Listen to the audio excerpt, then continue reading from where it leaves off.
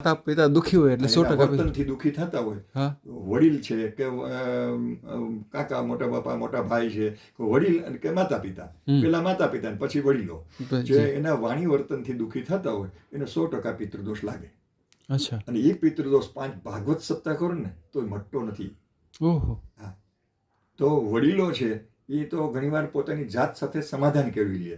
જી. છોકરાઓ છે એની સાથે એ રહેતા હોય, ભલે ને રહેતા, આપણે શું હવે આપણે લાંબુ રહેવું નહીં, ખોટું વિચારોને હેરાન કરવા ગયા. શાસ્ત્રમાં તો ત્યાં સુધી બતાવ્યું છે કે માતા પિતાને પહેરેલા કપડાં ગમતા ન હોય તો એ કપડાં સળગાવી દેવા, કોઈને દાનમાં ન આપવા. અચ્છા. આવી મનાય છે. વાસ્તુશાસ્ત્ર પ્રમાણે જુઓ ને તો માતા પિતાને ન ગમતું હોય એ વસ્તુ કરવી જ નહીં. જી. એવું કદાચ એટલું બધું ન કાગે પણ એને ગમે એવું આચરણ તો કરી શકે ને. કરી શકાય. હા. તો એ પોતાની જાતે સમાધાન કેળવી લે છે. જી. પણ મનમાં તો દુઃખ થાય ને. હાજી. મનમાં દુઃખ થાય ને એટલે મનમાં ઉદ્વેગ થાય ને. તો ઉદ્વેગના જે આંદોલનો નીકળે એ બાળકના બોડી ઉપરથી પસાર થઈ નીકળે, કારણ કે જીનેટિક એનર્જીથી જોડાયેલો છે. અહીંયા જ જવાના છે, પસાર થઈ નીકળે એટલે એનું self magnetic body feel disturb થાય, એટલે પ્રતિકારક શક્તિ વહી જાય. તો પરમાત્માએ દરેકને પ્રતિકારક શક્તિ આપેલી જ છે. એન્ટીવેવ્સનો એટેક ન આવે એટલા માટે. કારણ કે મારા વિશે ખરાબ વિચારતા હોય ને તમારા વિશે વિચારતા હોય, કોઈ માણસ એવો હોય જ નહીં કે એના વિશે બધા સારું જ વિચારતા હોય, આવું હોય જ નહીં.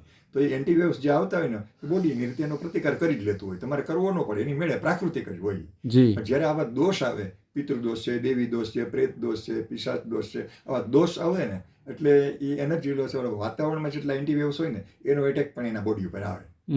પ્રતિકાર ન કરી શકે આવા દોષને કારણે. એટલે એની એનર્જીકલ સાયકલ ડિસ્ટર્બ થાય. એનર્જીકલ સાયકલ ડિસ્ટર્બ થાય એટલે બ્લડ સાયકલ ડિસ્ટર્બ થાય. તો બ્લડ સાયકલ એ બે એક નથી. એનર્જીકલ સાયકલ અને બ્લડ સાયકલ એક નથી, એને રિલેટેડ છે. દાખલા તરીકે કોઈ હાઈ સ્પીડ ટ્રક રોડ ઉપર નીકળે અને એની સ્પીડને કારણે પાછળ કચરો અને એવું બધું ઘસડાઈને જાય, આમ સ્પીડને કારણે. તો દરેક પદાર્થ છે એની ક્ષમતા પ્રમાણે ઉર્જા લે એની. પથ્થરો હોય તો આમ ધ્રુજીને અહીંયા પડ્યો રહે, કચરો હોય તો પાછળ થોડો ઘસડાય, કાગળ હોય તો એ તો વધારે ઘસડાય, એની પાછળ જાય. પછી ટ્રક તો નીકળી ગયો, પછી કાગળને બીજું પરિબળ કામ કરે એટલે એમને ફરવા માંડે. ટ્રકને એ કાંઈ ખબર નથી કે મારી કારણે આ બધું પાછળ થાય છે. ભગવાનનું આવું જ છે. બ્રહ્મ લટકા કરે બ્રહ્મ પાછળ, બ્રહ્મને કાંઈ ખબર નથી કે વાહ બધું આવું થાય છે. એની રીતે આનંદમાં જ છે. નરસિંહ મહેતાને ખબર પડી કે બ્રહ્મ લટકા કરે બ્રહ્મ, આપણે જ કરવાનું છે, કાંઈ બ્રહ્મ કાંઈ કરતું એની ગતિને કારણે. એટલે તો આપણા શાસ્ત્રમાં છે ને કે ભગવાન આંખના નિમિષ માત્રમાં આંખો પલકારો પડે એટલે પ્રલય થઈ જાય. આંખ ખોલે એટલે જગતનો ઉદય થાય.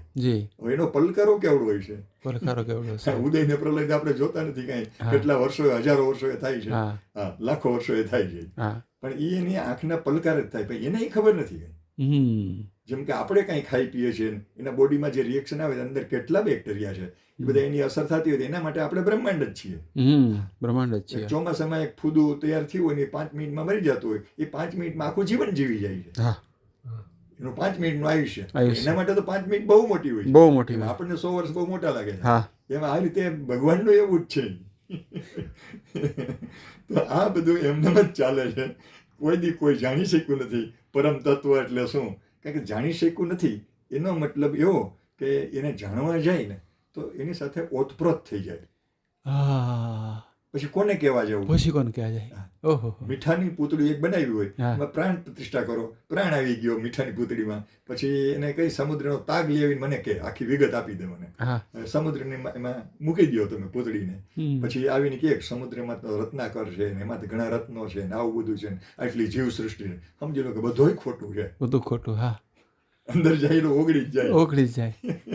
જો આવીને જવાબ દેવા આવે છે એનો મતલબ એ ગયે જ નથી. આપણે વાતું બ્રહ્મની કરીએ ને મને ભગવાન મળે, બધું ખોટું છે, બધી વાતું છે. સાચું મળી ગયું એ કોઈ બોલી જ ન હોય, બોલી જ ન હોય. વાહ ભાઈ વાહ ભાઈ. આ બધું એવું છે. પણ છતાંય બધા દાખલા દે ને, કામ થયા હોય દાખલા દે, ન થયા એમણે કોઈ દાખલા ન દેતા હોય. મેં આનું ફલાણું આમ કરી દીધું અને આમ થઈ ગયું, મેં ઓને આમ કરી દીધું એનું થઈ ગયું. થઈ ગયા દાખલા દે, નો થયા દાખલા મોટા હોય, જાજા હોય. એની પાછળ એક કારણ ઘણા હોય છે. એ લોકો સરેન્ડર નથી હોતા. પ્રકૃતિને સરેન્ડર આપણે હોવું જોઈએ, એ આપણને સરેન્ડર છે તો આપણે એને આખી ચેનલ થવી જોઈએ. ચેનલ થતી નથી. બાકી તમે પ્રોપર ચેનલ ચાલો ને તો નીચ માણસોને ફાયદો થાય છે, વિધિ કામ કરે જ છે. જી. હા. હાવ જે બધા એમ કહેતા હોય કે મેં પૂન કર્યા ને પૂનવાળાનું કાંઈ આવતું નથી અને પાપવાળાનું કાંઈ આવતું નથી. આ પ્રકૃતિના લો અલગ છે, આખો યુનિવર્સલ લો અલગ છે. એમાં પુણ્ય પાપશાળી નથી હોતું. જી અહીંયા એક ભાઈ એવો તો જોડવા મને કે મેં કોઈનું ખરાબ નથી થયું, મારું જ ખરાબ થાય છે બધું, મારા ભાઈઓને સારું છે, મને કોઈ તકલીફ, તમે પિતૃદોષ કહો. પિતૃદોષ બે સગા ભાઈ હોય, એકને નડે એકને ન નડે એવું બને અને સમજાવવું અઘરું છે. સમજાવવા અઘરું છે કારણ કે બેયનું મેગ્નેટિક ફિલ્ડ અલગ છે, બેયના વિચાર અલગ છે, તો એ બધું અલગ અલગ છે. જી એક નથી સ્વીકારતો, એક સ્વીકારે છે. જી ખેડૂતના બે દીકરા હોય, એક ઓફિસર છે, તે એસીમાં બેઠો હોય, એ તડકામાં વાળીએ ન જઈ શકે, હાજી ઓલો ખેતીમાં બધું તડકામાં કામ કરતો હોય. કરતો હોય. બે એક જ ના દીકરા છે, બે હગા ભાઈઓ છે, હા પણ જેની રહેણી કરણી અલગ છે, એની વિચારસરણી અલગ છે, તો એ બધું અલગ હોવાનું હોય, જી સ્વાભાવિક છે. જી જી જી તો એવી જ રીતે આ પિતૃદોષનું છે. તો એનર્જીકલ સાયકલ ડિસ્ટર્બ થાય એટલે બ્લડ સાયકલ ડિસ્ટર્બ થાય. હાજી કારણ કે બ્લડ તો શરીરમાં ઘસાઈને ચાલે છે, ફરે છે, સ્પર્શ કરીને ચાલે છે, એટલે માઇક્રોમાં છે ઘર્ષણ, એટલે આપણને ખબર નથી પડતી, મહેસૂસ નથી કરી શકતા કે લોહી ઘસાય છે, ખબર નથી, પણ ઘસાય તો છે. તો ઘસાય છે તો ઘર્ષણ છે, અહીંયા મેગ્નેટ તો છે. જી ઘર્ષણ થાય એટલે મેગ્નેટ થવાનું છે. પાછો ગતિ કરે છે તો kinetic plus magnetic equal to electric, એટલે ઇલેક્ટ્રિક ઉત્પન્ન થવાની. તો એ ઇલેક્ટ્રિકનો ઉપયોગ શું? તો આપણે મગજના 30 લાખ અબજ સેલ છે, બધા ઇલેક્ટ્રિક એનર્જીથી એક્ટિવ છે. એટલે મગજની કોઈને તકલીફ હોય તો આપણે માઇલ્ડ શોક કરીને આપે જ છે ને ડોક્ટરો.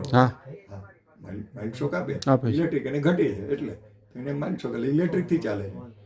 તો 30 લાખ અબજ સેલ, તો એ શું કામ કરે છે એ તો કોઈ જાણી શકતું નથી. કયો સેલ શું કામ કરે છે?